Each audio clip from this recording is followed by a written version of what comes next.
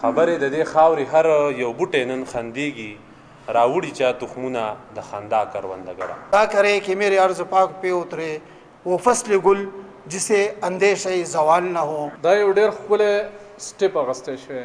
علم حاصلول په هر نارینه او زنانه فرض دی خو نن سبا تعلیم کول ګران ښکاري خو بیا هم داسې خو دا ترس ملګري شته او دا ارمان لري چې د تعلیم زیور دی هر چاته په اسانه میلاو شي. د سوات تحصیل کبل یو ښکلې علاقه ګوده ماڼۍ او سمۍ چې لوی آبادي لري خو د مالی کمزورۍ او د تعلیمي ادارو د کمي له وجې دې خلکو ته تعلیم حاصلول ګران شوي وو. په دغه سوچ فکر کې ډوب د دې علاقې اوسیدونکو بغزاده منیجر صاحب او محترم فضل واحد صاحب د یو نوې ادارې خیرا سکول اینډ کالج پرانسته وکړه. د پرانستې په موقع د علاقې خلکو د تعلیم شعبې سره تعلق لرونکو ملګرو په ګډ شمېر سره ګډون وکړو.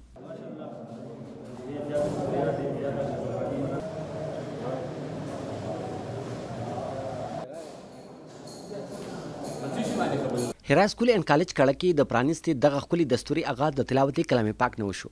عبدالله خان د سټیج سیکرټري خدمات ډېر پوخه انداز سرته رسول. راغلي خلکو د کالج په جوړېدو د خوشحالۍ اظهار وکړو او خپل تاثرات یې صدارنګه بیان کړو.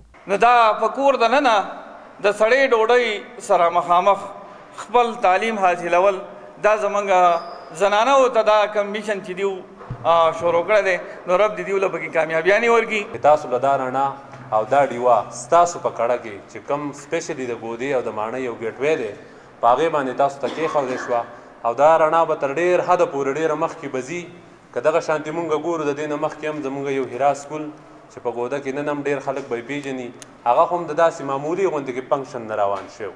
نن د هغه داسې کسان چې څوک انجینران څوک ډاکټران او په ښه اردو باندې خلک د هغې سټوډنټان نن سبا ناست دي. او زموږ دپاره ډېره خوشحالۍ خبره ده د فخر خبره ده چې په دومره پسمانده علاقه کې موږ ته دومره غټ سهولت الله پاک راکړو. حالان کې په دادي خود په خپله باندې میاوالې نه راتلمه او ډېر په مشکله باندې به کړۍ ته راتلم د کړۍ بیا دیولۍ ته او بیا جانب کالج ته نو دا ټوله خوشقسمتي چې دا زموږ د راروان وخت د نسل دپاره ده. چې هرا سکول ګودا یا هرا کالج کړه بلکې دا د یو میشن نوم دی او هغه میشن چې دی نو د نوم نه موږ ته هغه واضح دی.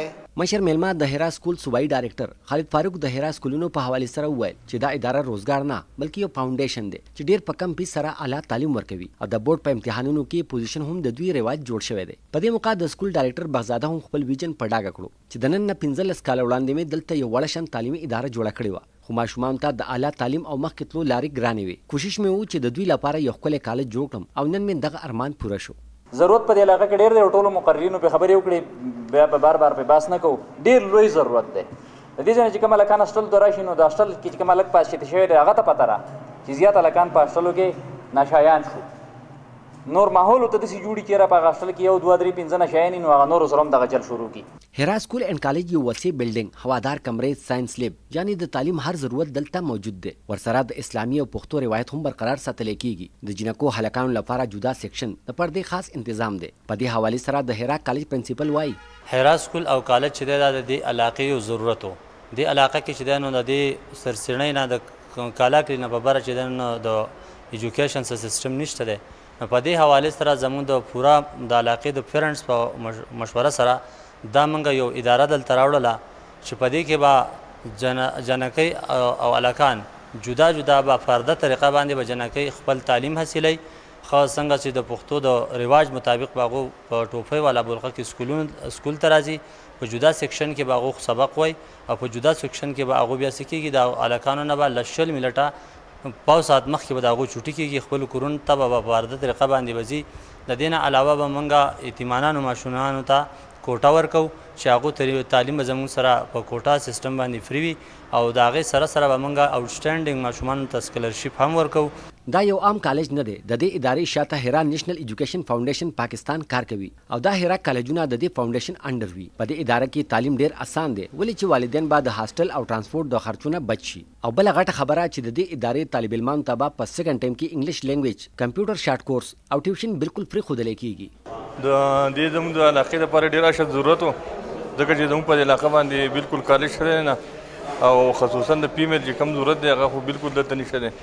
دا زموږ دپاره ډېره زیاته د فایدې خبره ده. اصله خبره دا وه که نه نو زموږ د ماشومانو او زموږ د هلکه اصل کې د فیملي تکلیف و هلکانو لا ذکر هغې باندې موږ ډېر خوشحاله شو چې هغه اداره کوله شوله.